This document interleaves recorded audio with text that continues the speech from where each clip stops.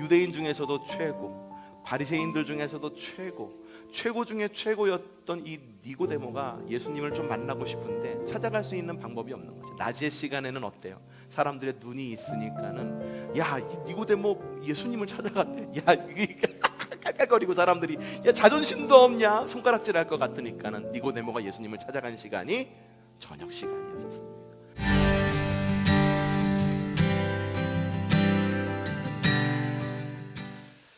자, 여러분, 댁에서 한약을 달아 드시는 댁도 계시죠. 옛날에는 지금이야 한약 다릴 때에 그냥 약을 다리는 곳에다가 맡겨가지고 몇만 원 더 지어주면은 약을 다려주기도 하고 그러고, 조금 전 세대에는 집집마다 약탕기라는 것이 있었어요. 그래가지고 약을 넣고 다리면은 위로 올라갔다가 뽀글뽀글뽀글뽀글 올라갔다가 밑으로 쏙 내려오고, 뽀글뽀글 올라갔다가 밑으로 쏙 내려오고, 그런 약탕기 기억하시나요? 예, 그 세대 이전에는 어떤 약탕기가 있었었냐 하면은 도자기로 된 약탕기가 있었습니다. 그래서 모든 것을 다 집어넣고 물을 넣고, 그런 다음에 약재를 넣고 물을 넣은 다음에 물을 졸이죠. 저걸 졸여요. 그래갖고선 졸인 물이 다 이제 약재에 스며들면은 그 약재를 갖다가 쫙 짜가지고선 그걸 갖다가 탁 벌컥벌컥 마시는 게 한약이었었습니다. 양약도 마찬가지예요. 양약도 여러분 이런 이렇게 알약으로 돼 있는 것도 있고, 가루약으로 돼 있는 것도 있고, 그리고 그 물약으로 돼 있는 것도 있고, 주사도 있고, 그렇죠. 그게 그 약이 뭐냐면 농축되어 있는 거거든요. 어떤 건 희석되어 있기도 하고, 그래가지고서 우리 몸에 들어가가지고 작용할 수 있게끔 양약이나 한약이나 비슷한 원리로 우리 몸에 작용을 하게 됩니다. 그 약이 우리 몸에 작용을 하는데 많은 성분들이 있을 거예요. 그렇죠? 물도 있을 것이고, 어떤 뭐 녹용 같은 거에 녹용 성분 같은 것도 있을 것이고, 한약사들은 그걸 갖다가 잘 구분해 가지고 잘 섞일 수 있게 하고, 그리고 그것에 이제 에센스만 남을 수 있게 그걸 잘 조합해 가지고 약을 만듭니다. 그리고 맨 마지막에 꽉 짜내면 그 약초들의 에센스가 쫙 이렇게 빠져서 나오게 되는 거죠. 그 에센스가 우리 병을 낫게 하는 거죠. 약초들을 갖다가 너무 다 먹으면은 너무 배부르잖아요. 그렇죠? 너무 많이 먹어야 되고, 그래서 끓여서 달여서 에센스를 만들게 됩니다. 자, 여러분, 성경을 읽게 되면은요, 처음에는 야, 이게 무슨 이야기지? 라는 그런 생각이 들 수도 있을 것입니다. 처음 성경을 읽는 사람은 야, 성경에 있는 이 이야기들이 어떤 경우에는 야, 너무 잔인하고, 어떤 경우에 너무 또 야하기도 하고, 어떤 부분에서는 야, 이거는 어떻게 읽어야 되는 거지? 해석이 난해한 부분이 있을지도 모릅니다. 그런데 성경을 읽고 또 읽고 하다 보면은 우리의 삶 가운데 은근히 스며들어서 변화시키고 감동시킵니다. 비그리스도인을 그리스도인으로 만드는 능력이 성경 안에 있습니다. 엄청 두껍잖아요, 성경. 지금은 뭐 저처럼 이렇게 태블릿을 들고 다녀서 얇은 성경 한 권으로 들고 다니는 사람도 있기는 하지만, 성경책이 기본적으로 두껍습니다. 그 두꺼운 성경 안에는 여러 가지 이야기들, 많은 장르의 이야기들이 있는데, 과연 어떤 에센스가 사람들을 변하게 하는 걸까? 그걸 갖다가 약탕기에 넣고 꽉 짜내면 마지막에 남는 것이 무엇일까? 무엇이라고 생각이 드십니까?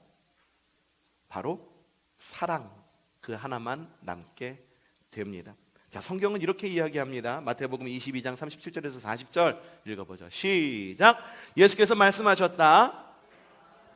내 목숨을 다하고 주 너의 하나님을 사랑하라 하였으니, 둘째 계명도 이것과 같은데 내 이웃을 내 몸같이 사랑하라 하여라 한 것이다. 이 두 계명의 온 율법과 예언서에 야, 첫 번째 누구를 사랑하라? 두 번째 누구를 사랑하라? 야, 그 두 가지의 사랑의 종류가 온 율법과 예언서의 본뜻, 바로 율법과 예언서를 꽉 짜서 에센스를 남긴 마지막에 남은 그 두 가지가 하나님을 사랑하고 이웃을 사랑하는 것이다 라고 이야기를 하고 있는 겁니다. 여러분, 하나님을 생각하면 어떤 이미지가 떠오릅니까? 어떤 사람은 하나님을 떠오르면 무섭습니다 라고 말하는 사람이 있을지도 몰라요. 하지만 하나님의 근본적인 성품은 바로 사랑입니다. 우리를 사랑하셨기 때문에 가끔 징계도 하십니다. 하지만 아들이 아니라고, 너 다른 자식이야 라고 이렇게 우리를 내치지는 않으십니다. 예수님의 이야기 역시 마찬가지입니다. 예수님의 이야기는 바로 하나님의 사랑 이야기입니다. 아까 찬양했잖아요. 아름다운 이야기가 있네 구세주의. 예, 맞아요. 성경에 있는 모든 이야기는 예수님의 이야기를 포함해서 바로 하나님의 사랑의 이야기입니다. 자, 오늘 말씀 여러분 굉장히 유명한 말씀이죠. 어떤 말씀이에요? 하나님이 세상을 이처럼 사랑하사 독생자를 주셨으니. 옛날에 찬양도 있었잖아요. 하나님이 세상을 이처럼 사랑하사 독생자를 아싸라자싸 쿵짝쿵짝. 지난 어제 카페에 이렇게 있는데 동네에 어르신들이 이렇게 오셨더라고요. 동네 어르신들 오셔가지고 카페에 보통 보면은 음악을 이렇게 라운지 음악을 틀어놓죠. 그래서 사람들이 참 이야기할 수 있게 편하게 라운지 음악을 틀어놔요. 근데 언젠가 제가 한번 너무 반가워가지고 이분들이 임영웅을 좋아하는 걸 알고 있거든요. 그래가지고 카페에 그 우리 스피커 좋잖아요. 좋잖아요. 그래서 그 스피커로 임영웅을 틀어줬어요. 나는 좋아 막 노래에 막 이렇게 취해가지고서 막 오전에 내내 이렇게 그렇게 임영웅 콘서트에 오전에 카페가 완전히 임영웅 콘서트장이었었어요. 임영웅 노래 틀어놓고 그랬었어요. 이게 처음에 그러니까는 두 번째 세 번째 오니까는 어제는 제가 자리에 없었는데 사모한테 그러더래요. 아유, 사모님은 임영웅 좋아하실지 모르겠어요 이러면서 임영웅 틀어주면 안 되냐고 그렇게 얘기했다고 그러더라고요. Why not? Why not? 그래서 임영웅 노래를 이렇게 줬어요. 근데 어쩌다가 이 얘기를 한 거지? 어쩌다가 이 얘기를 한 거지? 하나님이 세상을 이처럼 살아 쿵짝쿵짝 뽕짝하다가 이야기를 한 거구나. 이 노래 유명하잖아요. 하나님이 세상을 이처럼 사랑하사. 이 이야기의 배경이 뭐냐 하면 니고데모의 이야기를 배경을 두고 있었습니다. 니고데모는요 바리새인이었었습니다. 바리새인 가운데에도 특출난 바리새인이었었어요. 서울대학교생이었었어요. 서울대학교생인데도 서울대학교 법학과 다니는 사람. 야, 법학과 서울대 의대는 서울대가 1등이 아니에요. 의대는 어디가 1등이지? 연대인가요? 예, 연대인가요? 거기가 1등이죠. 서울대 법대를 다닌대. 그럼 사람들이 어떻습니까? 눈이 동그래지면서 사람이 다르게 보이죠. 니고데모도 마찬가지예요. 바리새인이래. 요거 하나만 가져도 사람들의 선망의 대상이었던 거예요. 길가에서 두 손을 들고 막 기도하는 모습을 보면 사람들이 저것을 담지 못해가지고 야, 어떻게 하면 우리도 저렇게 기도할 수 있을까 부러움을 샀던 사람이 바리새인인데 그 가운데에서도 엘리트였었습니다. 유대 최고 법정에는요 바리새인들을 모아서 엑기스인 가장 유능한 사람들을 71명을 뽑아가지고 유대 최고의 법정을 만들게 되었는데 그 법정은 종교적 그런 어떤 결단의 기간이기도 했고요. 종종 따라가지고 종종 이런 정치적 이슈에 대해서 이야기해서 로마에 이야기해서 이렇게 로마로 하여금 움직이게끔 영향력을 끼치는 것이 바로 이 유대 최고 법정이었었습니다. 70명밖에 되지 않아요. 우와, 많다. 전국 70등이라고 생각하시면 되는 거예요. 70명, 많다. 그러니까 전국 70등. 그러니까는 굉장히 유능하게 잘 하는 사람인 거죠. 그런데 그렇게 유능했던 그가 그동안에 믿어왔던 바리새인으로 가지고 있었던 모든 자존심을 내려놓고 신앙의 기본에 대해서 의문을 품게 됩니다. 근데 소문을 듣자 하니까 야, 유대인의 선생님으로 오신 분이 있다 하더라. 근데 그 선생님이 좀 어떻게 보면은 좀 유대인의 그 바리새인 가운데에 그 엘리트가 찾아갈 만한 그런 급의 사람은 아닌 것 같아. 맨날 어울리는 거 보니까는 이방인하고 어울리고 세리들하고 어울리고 여성들하고 어울리고 막 이렇만 하더라. 여성 이야기 나니까 불편하시죠? 근데 그 당시가 그랬어요. 여성은 사람 취급도 받지 못했던 시기가 그 시대였었어요. 지금 여성들 인권들이 많이 좋아졌죠. 더 좋아져야 돼요. 예, 더 좋아져야 돼요. 그래요. 더 좋아져야 돼요. 맞아요. 그런데 그런 사람들하고만 어울린다더라 라고 이야기를 하는 거예요. 야, 이걸 어떻게 하나? 근데 가면은 똑부러지게 뭔가 좀 대답을 얻을 수 있을 것 같더라는 생각이 드는 거예요. 유대인 중에서도 최고, 바리새인들 중에서도 최고 중에 최고였던 이 니고데모가 예수님을 좀 만나고 싶은데 찾아갈 수 있는 방법이 없는 거죠. 낮의 시간에는 어때요? 사람들의 눈이 있으니까는 야, 이 니고데모 예수님을 찾아갔대. 야, 이게 깔깔거리고 사람들이 야, 자존심도 없냐? 손가락질할 것 같으니까는 니고데모가 예수님을 찾아간 시간이 저녁 시간이었습니다. 아무도 니고데모에게 신경을 쓰지 않을 시간. 아마도 니고데모는 모자를 갖다가 이렇게 눌러쓰고 이러고 갔을지도 모른다라고 하는 거죠. 그렇게 힘들게 예수님을 찾아갔는데 예수님께서는 니고데모에게 두 가지를 이야기하십니다. 첫 번째는 다시 태어난다는 것이 무엇인지, 그리고 두 번째는 하나님의 깊은 사랑의 범위가 어디까지인지를 이야기를 해주시는데, 여기서 바로 아까 이야기했던 하나님이 세상을 이처럼 사랑하사, 이 노래가 의 기본 말씀인 그 이야기가 나오는 거예요. 한번 크게 한번 읽어보죠. 자, 봅시다. 시작.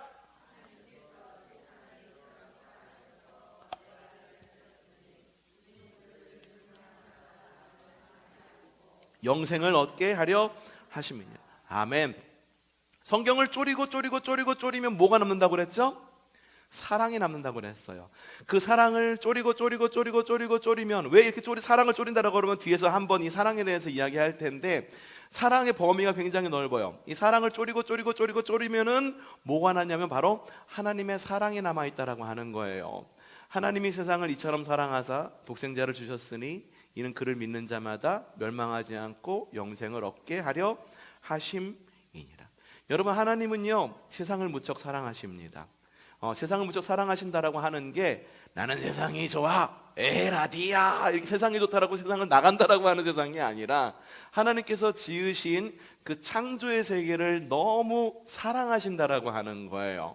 다 품으신다라고 하는 이야기입니다. 곧 예외가 없는 것이 하나님의 사랑이다라고 하는 거예요. 만약에 하나님이 세상을 이처럼 사랑하사가 아니라 하나님이 부자를 이처럼 사랑하사, 하나님이 연예인을 이처럼 사랑하사, 하나님이 날씬한 사람을 이처럼 사랑하사, 하나님이 미국 사람을 이처럼 사랑하사, 하나님이 소박한 사람을 이처럼 사랑하사, 하나님이 성공한 사람을 이처럼 사랑하사 라고 성경에 기록되어 있다고 한다면 여러분, 그 범주 안에 들어가실 수 있으십니까?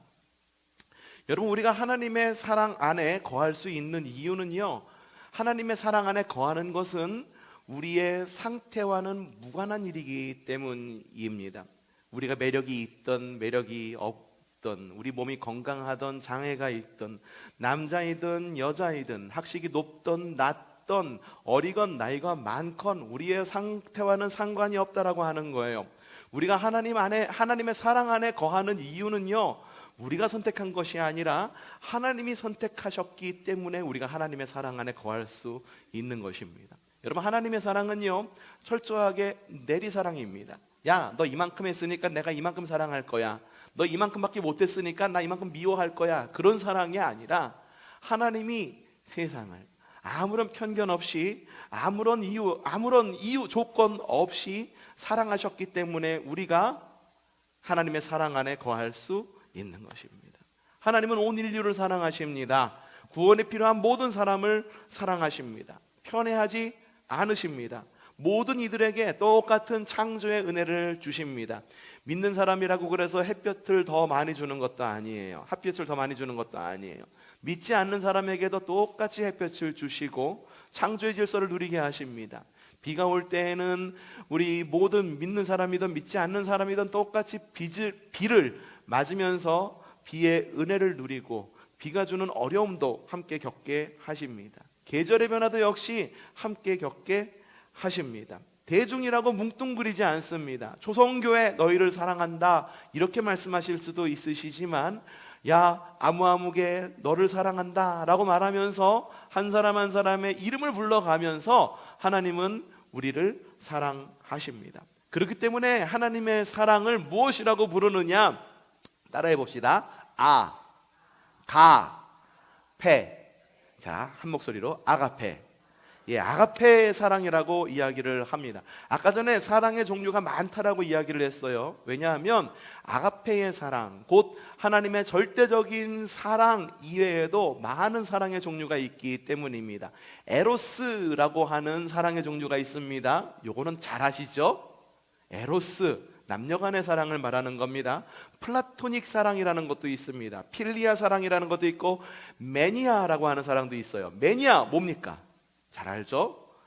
알죠? 매니아가 뭐예요? 옛날에 그 서태지와 아이들에서 울트라 매니아 뭐 이런 노래도 있었는데 기억나세요? 노래는 기억이 안 나는데 가사가 기억이 나네. 아니, 가사가 아니라 제목이 기억이 나네. 매니아가 뭐예요? 무엇인가를 갖다가 특별하게 좋아하는 사람, 그걸 매니아, 그것도 역시 사랑의 한 종류입니다. 프레그마라고 하는 사랑도 있어서 사랑의 종류는 굉장히 많습니다. 그래서 요걸 사랑의 종류를 갖다가 쪼리면은 성경을 쪼리면 사랑이 나오고, 그 사랑을 또 쪼리면은 하나님의 사랑이 나오는데, 그 하나님의 사랑의 정체가 뭐냐 하면 바로 아가페 사랑이라고 하는 거예요. 조건이 없어요. 절대적인 사랑이다라고 하는 것입니다. 그리고 그 사랑 때문에 주님께서 우리를 사랑하려고 결심하셨기 때문에 우리가 하나님의 사랑 안에 거할 수 있는 것입니다. 주님의 사랑 속에 거하라, 주의 평화 속에 유하라. 이번 우리가 평안 속에 유하고 사랑 속에 유할 수 있는 이유, 그것은 우리가 결정했기 때문이 아니라 철저하게 누구의 결정이었다? 하나님의 결정이었다라고 하는 것입니다. 그러니 여러분, 한없고 크신 그 절대적인 사랑 안에 안기는 여러분들 되시기를 바랍니다. 이 사랑은 어떠한 사랑이냐? 로마서 8장 39절에 이렇게 적혀 있습니다. 읽어보죠. 시작. 높음도 깊음도 그 밖에 어떤 피조물도 우리 주 예수 그리스도 안에 있는 하나님의 사랑에서 끊을 수 없습니다. 여러분, 그 어떤 것도 끊을 수 없는 하나님의 사랑에 안기시는 여러분들 되시기를 바랍니다. 그것이 바로 하나님이 세상을 이처럼 사랑하셨다라고 하는 것의 첫 번째 의미입니다. 두 번째, 하나님께서 우리를 이렇게 사랑하신 이유는, 그리고 이처럼 사랑하셨다라고 하는 것의 근본적인 이유는 뭐냐 하면은 바로 독생자를 주신 사랑이라는 의미입니다. 하나님이 세상을 이처럼 사랑했다. 그럼 이처럼이라고 하는 게 무엇인지, 이처럼이 수식하고 있는 말은 무엇인지 바로 뒤에 나와 있는 바로 독생자라고 하는 말입니다. 이 독생자라고 하는 말은요, 하나님의 외아들, 우리가 지금 세번역 성경을 읽기 때문에 외아들이라고 적혀 있는 의미도 있지만, 이게 홀로 독자 날생자를 뜹니다. 홀로 나신 분이다라고 하는 의미를 갖고 있어요. 예수님은요, 홀로 나신 분입니다. 누군가에 의해서 만들어진 신이 아니라고 하는 거예요. 스스로 계신 하나님이시라고 하는 거죠. 바로 그 예수님을 우리에게 주신 것이 하나님의 넓고 크신 사랑이다라고 하는 거예요. 여러분, 하나님의 사랑은 우리를 위해서라면 한없이 낮아지는, 앞서 설교했던 순종과 겸손과 절제의 모습을 갖고 있습니다. 그것이 바로 하나님의 사랑의 모습이에요. 그래서 우리를 얼마나 사랑하시는지 독생자 예수님을 우리에게 선물로 주십니다. 그래서 우리를 구원받게 하십니다. 우리가 십자가의 그 사랑, 갈보리의 그 사랑, 주님의 그 사랑은 정말 놀랍네. 갈보리의 그 사랑이라고 말하는데, 우리 찬송가에는 대부분 갈보리의 십자가라고 하는 그 이야기가 그냥 그 사랑의 십자가, 아니면 십자가의 사랑, 이런 식으로 다시 번역이 된 거를 볼 수가 있어요. 여러분, 하나님의 사랑은요, 십자가에서 정점을 이루게 됩니다. 근데 그 십자가를, 예수님을 십자가에 못 박은 게 누구입니까? 로마 병정이 예수님을 십자가에 못 박았습니까? 아니면 내가 십자가에 못 박았습니까?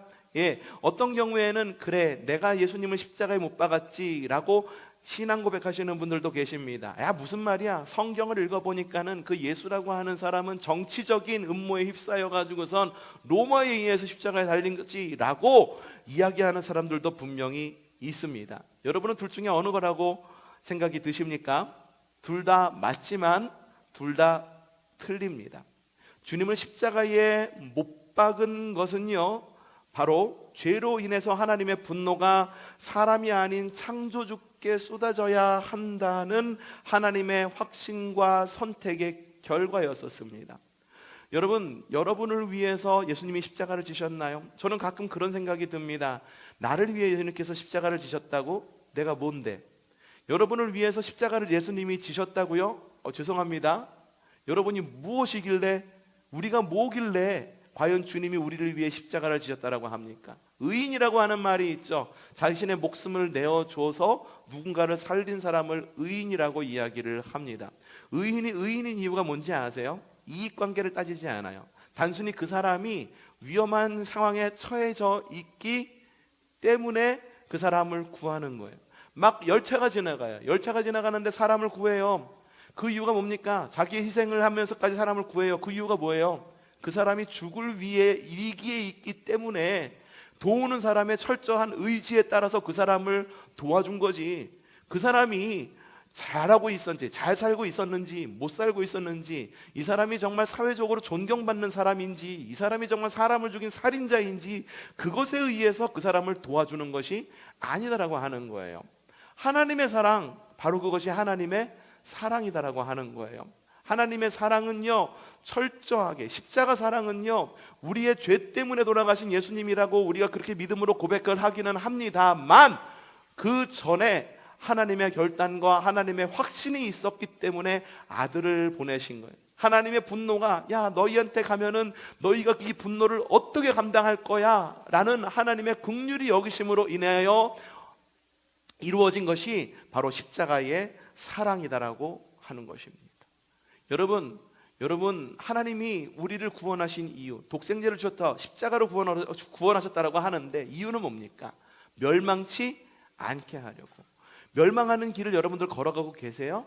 아니다라고 이야기하면은요, 여러분, 우리는 굉장히 어쩌면은 교만한 마음에 빠져 있는 것일 수도 모릅니다. 우리가 멸망의 길을 도의적으로 걷기 때문에 멸망하는 것이 아니라, 우리는 우리 안에 있는 충분한 그 죄성 때문에 가만히 있으면 멸망의 길로 가게 되어 있는 것이 우리의 인생이고 우리의 삶입니다. 구원을 위해서 철저하게 하루 종일 멸망의 구렁텅이에 빠지지 않게 다름질해야 되는 것이 바로 우리의 삶이에요. 여러분들은 어떤지 보세요. 가만히 있으면 어떻습니까? 마음 가운데에 막 선한 마음이 막 떠오릅니까? 저절로 막 선한 마음이 떠오릅니까? 저는 그렇진 않더라고요. 미운 마음, 막 저주하고 싶은 마음, 복수하고 싶은 마음이 마음 가운데 막 떠오르는 거예요. 누군가가 나한테 해코지하고 우리 교회한테 해코지하면은 그것을 갖다가 되돌려주고 싶은 마음이 막 마음 가운데 막 들끓는 것이 제 마음이더라고요. 그러면서 생각했어요. 야, 세상이 망하게 가는 이유가 사람이 무엇인가 악한 일을 하기 때문에 망해가는 것이 아니라 구원을 위한 그 어떤 일도 행하지 않기 때문에 망해가는 거구나 라고 하는 생각이 들었습니다. 사람은요, 가만히 놔두면 망해가는 길로 다름질하게 되어 있어요. 그래서 주님께서 결정을 하신 거예요. 야, 이놈들 그냥 놔두면 안 되겠다. 구원해야겠다. 주님의 십자가는 누구 때문에?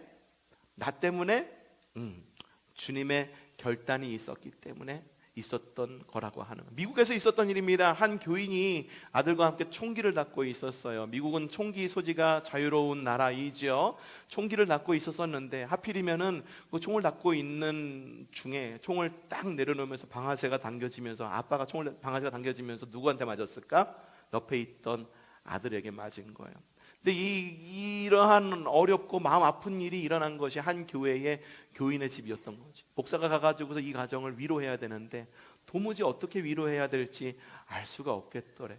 이거는 누구의 실수, 분명히 아버지는 자기의 실수 때문에 아들이 죽었다라고 자책감에 빠져 있을지도 몰라요. 옆에서 사람들은 이야기했을 거예요. 야, 이건 실수도 아니야. 이거는 이렇게 될지 누가 알았겠어. 야, 법으로 봐도 경찰도 그렇고 너 무죄라고 그러잖아. 너 아무런 걱정하지 마. 죄책감 가지지 마 라고 옆에서 위로를 해줬을지는 모르지만 그 아버지의 마음 가운데 죄책감이 떠나갈까?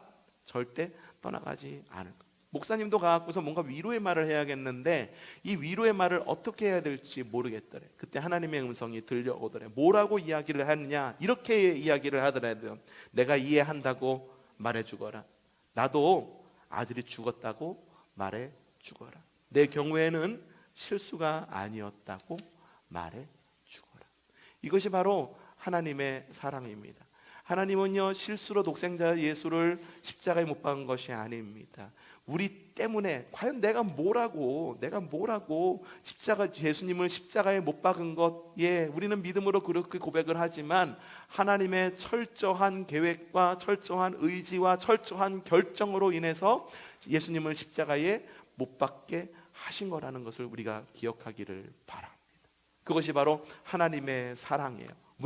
그러면은 하나님은 왜 우리를 얼마나 사랑하실까? 주님의 의지로 대속하실 정도로 아들의 목숨을 담보로 기꺼이 손해보실 정도로 그렇게 우리를 사랑한다라고 주님께서는 말씀을 하시는 거예요. 학식이 높던 니고데모여, 야 그래, 그 사랑으로 인해서 네가 거듭나야 된다라고 주님께서 말씀하셨을 때 이 니고데모가 큰 충격에 빠졌을 것입니다. 니고데모는 앞에서 뭐라고 그랬어요? 존경받던 유대인 가운데에서도 바리새인 가운데에서도 훌륭히 칭찬받고 존경을 받는 유대인의 70명 가운데의 한 명인 바리새인, 그렇기 때문에 본인도 은근히 그렇게 생각했을지 몰라요. 아무리 겸손한 사람이라도 그런 마음은 누구든지 가지고 있을지도 몰라요. 야, 하나님 나라가 완성될 때에 그 나라를 나는 나 정도면은 그래도 누릴 만한 그런 자격이 있지 않을까? 야, 내가 이만큼을 했는데 율법의 노력도 이만큼도 했고 사회적으로도 나를 인정하는데 하나님 나라가 임했을 때에 그 나라에서도 내가 인정받고 하나님 나라에서 어쩌면 하나님 나라 좌편 우편 둘 중에 하나가 앉지 않았을까라고 하는 그런 마음이 조금이라도 있었을지 모릅니다. 그런데 그가 주님께 그런 이야기를 들은 거예요. 주님께서 무슨 이야기느냐? 바로 이 이야기입니다. 네가 아무리 최선을 다해도 소용없어. 너의 공로는 아무 효과가 없다니까. 네가 멋들어지게 노력을 해도 별 의미가 없을 거야. 왜냐고? 네가 거듭나지 않는 한 너는 하나님이 과연 무엇을 어느 정도 해주실 수 있을지 모르기 때문이야. 거듭난다라고 하는 의미는 바로 그런 의미를 갖고 있습니다. 거듭난다라고 하는 게 뭡니까? reborn이라고 하는 의미를 갖고 있죠. 다시, again, born, 태어나다라는 거예요. 그래서 중생이라고 하는 말도 쓰여지게 됩니다. 그럼 우리가 태어난다라고 하는 의미가 뭔지를 좀 봐야겠죠. 여러분, 한 아이가, 태 속의 아이가 태어나게 될 때 이 아이가 어떤 기여를 하게 될까? 여러분, 태 속의 아이는요, 분만에 기여하는 것이 아무것도 없습니다. 오히려 이 아이는 뱃속에 있을 때마저 탯줄이 없다라고 한다면 숨조차 쉬기지 못하는 것이 바로 태 속의 아이입니다. 분만은 누구의 몫입니까? 바로 엄마의 몫이라고 하는 거예요. 탄생은 전적으로 누구의 몫? 엄마의 몫이라고 하는 거예요. 엄마는요, 아기 탄생을 위해서 탄생의 대가를 치릅니다. 힘줍니다. 고통을 받습니다. 그리고 낳습니다. 난 걸로 끝났나요? 난 걸로 끝나지 않아요. 최소한 20년, 30년 데리고 있으면서 먹이고 재우고 입히고 하면서 온전히 수고의 탄생의 대가를 치러야 되는 것이 바로 엄마의 몫, 부모의 몫이다라고 하는 거예요. 영생도 또한 이와 같습니다. 영생이란 무엇이냐 하면은 십자가 고통, 해산의 그 고통으로 내가 너를 낳았으니, 바로 이것이 영생의 의미입니다. 영생이란 주님의 십자가의 해산의 고통으로 인해서 하나님과의 새로운 관계로 들어가는 것이 바로 영생이라고 하는 것입니다. 여러분의 무슨 공로가 있습니까? 나의 공로가 있습니까? 절대 없습니다. 마치 아이가 태어날 때 태어남의 철저한 공로는 엄마에게 있는 것처럼 우리가 중생하고 다시 태어나는 것에 철저한 공로는 누구에게 있습니까? 그건 바로 우리 하나님, 우리 예수 그리스도께 있다라고 하는 거죠. 우리 주님은 이토록 우리를 사랑하십니다. 앞서서 이야기했어요. 낳는 것은 너 끝이냐? 아니다. 10년, 20년, 30년 이 아이가 독립할 때까지 부모는 이 아이를 먹이고 입히고 재우고 필요를 채워주는 것이 부모의 몫이다. 오롯이 부모가 이 아이의 탄생의 대가를 치른다라고 이야기했듯이 주님께서는 철저하게 우리를 reborn, 다시 태어나게 하심으로 우리가 이 땅을 살아갈 때 우리를 먹이시고 입히시고 재우시고 우리의 필요를 채우시면서 그리스도인의 삶을 건강하게 살아가게 하신다라고 하는 거예요. 여러분, 우리가 기도할 때 보통 이렇게 기도합니다. 이것도 주세요, 저것도 주세요, 이것도 주세요, 저것도 주세요. 채워주세요. 건강 주셔야 돼요. 건강이 최고잖아요. 주님, 자녀 잘 되게 해주세요. 어디 아파요? 라고 이야기를 합니다. 근데 주님은요, 그것을 갖다가 채워주시고 우리 기도를 응답하시는 이유는 뭐냐 하면은, 주님이 십자가의 고통으로 인해서 우리를 태어나게 출생하셨기 때문에 채워주시는, 그를 우리가 기억할 게 무엇입니까? 하나님, 우리로 하여금 이렇게 주님의 손에 들려져 있는 그 무엇이 아니라 우리를 태어나게 하신 그 은혜를 기억하기를 원합니다. 십자가를 기억하기를 원합니다. 이 십자가를 통하여 나를 다시 태어나게 해주심을 감사합니다 라고 하는 감사와 찬양이 우리 입술 가운데 넘쳐야 된다라고 하는 거예요. 아이가 와서 이야기를 하는 거예요. 엄마 아빠 사랑해요 라고 이야기할 때 엄마 아빠는 그 모든 걸로 다 끝나는 거야. 사랑해요 한 마리의 값어치가 얼마나 될까? 그 값어치는요, priceless, 값을 매길 수가 없는 거예요. 그 한마디에 주님은 모든 것을 내려놓습니다. 모든 창고를 열어주십니다. 여러분, 우리가 주님의 공로로 영생을 얻었다라고 이야기를 했다라고 지금까지 이야기를 한 것입니다. 그러면 오늘의 결론이죠. 그러면 이런 사랑, 영생의 공로, 십자가의 공로로 인해서 우리가 사랑을 받았다고 한다면 우리는 어떻게 살아야 할까? 받은 것으로 끝날까? 저는 여러분에게 부탁드리고 싶은 것은 받기만 하는 그런 그리스도인이 되지 마십시오. 흘려 보낼 줄 아는 성숙한 그리스도인이 되십시오. 여성교회도 마찬가지예요. 남성교회도 마찬가지, 청년들도 마찬가지. 자꾸만 인컴만 기대하지 마세요. 아웃풋이 좀 있는 선교회가 되기를 바라요. 뭔가 좀 쥐어지는 것 있으면 흘려보낼 줄 알고, 쌓이는 것이 있으면 쌓이는 걸로 만족하지 말고 흘려보내는, 그리고 여러분의 가정 가운데에 예상치 못했던 어떤 수입이나 어떤 무엇이 있다, 그럼 떠오르는 사람이 있으면 그분한테 흘려보낼 줄도 아는 그런 성숙함이 있기를 바랍니다. 그런 예수 그리스도의 죽음을 되갚아가는 여러분들 되시기를 바랍니다. 물질을 흘려보내는 것, 여러분 그것도 되갚는 방법이지만 또 다른 되갚는 방법이 있습니다. 죽음은 무엇으로 갚아야 되나요? 등가 법칙이 있어요. 등가 법칙이 있어요. 1,000원짜리 물건을 살려면 얼마를 지불해야 되죠? 1,000원을 지불해야 돼요. 10,000원짜리 물건을 지불하려면 얼마를 지불해야 돼요? 10,000원을 지불해야 됩니다. 적혀져 있는 숫자를 지불해야지만 그것이 내 것이 된다라고 하는 거죠. 예수 그리스도의 십자가의 죽음으로 인해서 우리가 구원을 받았다라고 한다면 여러분 무엇으로 갚겠습니까? 죽음의 대가를 무엇으로 갚을 수 있어요? 죽음의 대가는요, 죽음으로 밖에 갚을 수가 없는 것이 죽음의 대가예요. 그것이 바로 등가 교환이에요. 근데 여러분 어떻습니까? 하나님의 은혜가 세일이 되기를 원하죠. 20% 세일, 30% 세일, 특가 세일이래, 90% 세일한데 100만 원짜리를 10만 원에 판대. 우리는 하나님의 은혜를 이렇게 값싼 은혜로 우리가 무엇인가를 받기를 원합니다. 그런 값싼 은혜를 자꾸 받다 보니까는 어떤 삶이 되냐 하면은 그냥 값싼 삶이 되는 거예요. 그리고 자꾸 값싼 그런 그리스도인이 되는 거예요.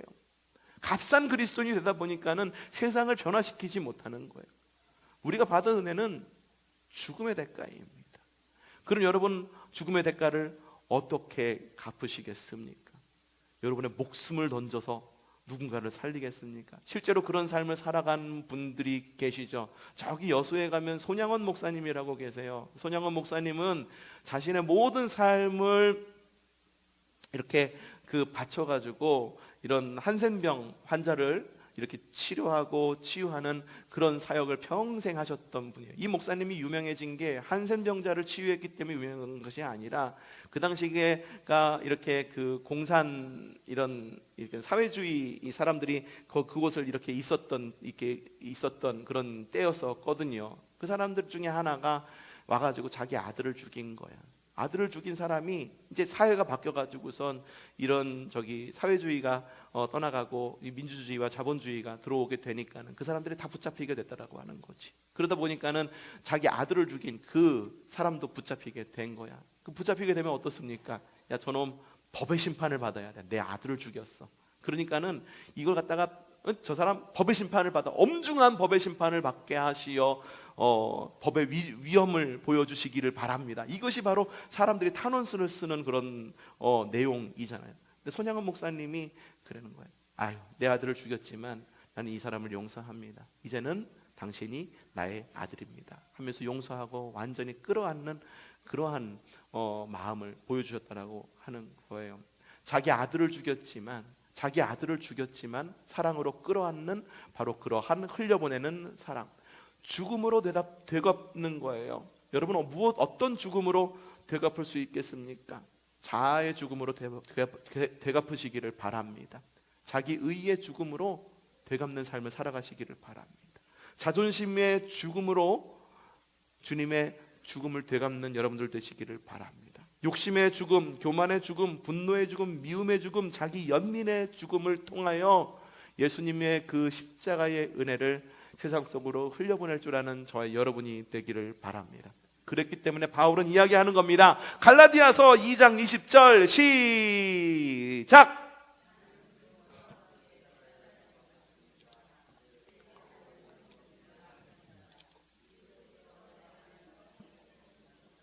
내가 지금 육신 안에 살고 있는 삶은 나를 사랑하셔서 나를 위하여 자기 몸을 내어주신 하나님의 아들을 믿는 믿음 안에서 살아가시는, 이렇게 십자가의 죽음을 되갚는 삶을 무엇이라고 얘기하느냐? 따라해 봅시다. 기꺼이 손해보는 삶. 여러분, 손해보는 삶을 살아가십시오. 그것이 그리스도인의 삶입니다. 그리스도인들도 비그리스도인들처럼 늘 이익만 보려고 하는 삶을 살아가려고 그러잖아요. 그렇기 때문에 세상을 변화시키지 못하는 거예요. 여러분, 손해보십시오. 손해보십시오. 감정의 손해를 보십시오. 그리고 재정적 손해를 보십시오. 망하란 이야기 아니에요. 아유, 재정적 손해를 보라니까 망하란 이야기야? 절대 그런 이야기가 잘 들으셔야 돼요. 망하란 이야기 아니에요. 손해보는 삶을 살아가시기를 바랍니다. 사랑하는 삶을 살아가시기를 바랍니다. 이것이 사순절의 영성입니다. 주님께서 생명의 전부를 손해보셨으니 우리도 우리의 삶의 일부를 손해보며 살아갑니다. 그렇게 함으로 조건 없는 사랑의 삶을 살아갑니다. 구원의 공로는 오롯이 누구에게 있다? 오로지 누구에게 있다? 주님에게 있다. 나에게는 없으니 주님의 사랑을 닮아 순종과 절제와 겸손과 사랑의 삶을 살아가는 저와 여러분이 되기를 바랍니다. 성경에 그렇게 적혀 있죠. 믿음, 사랑, 믿음, 소망, 사랑, 그 중에 제일은 사랑이다. 성경을 엑기스를 쭉 짜내면 뭐가 남는다? 사랑이다. 그 사랑을 모아서 꼭 짜면 무엇이 남는다?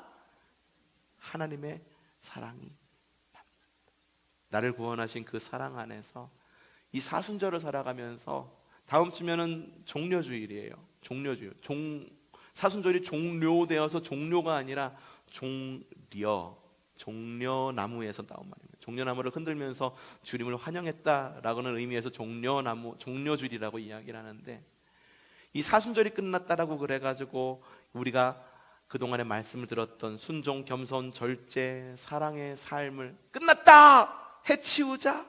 이것이 아니라 그 이후에도 꾸준하게 이어가는 그런 꾸준함이 있는 그리스도인이 되기를 주님의 이름으로 축복합니다.